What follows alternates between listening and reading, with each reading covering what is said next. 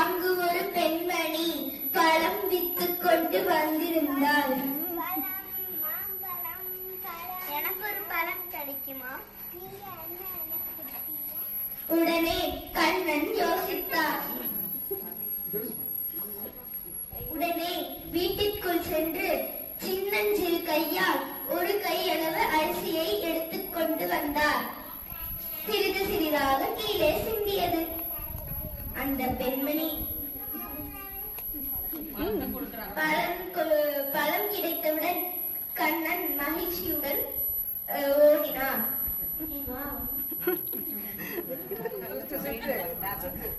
அந்த பெண்மணி அந்த கூடையை எடுத்து வந்தார். பாரமாக இருந்ததால் கீழே வைத்தார். பார்த்தால் அதன் முழுவதும் தங்கம். அப்பொழுது அந்த பெண்மணி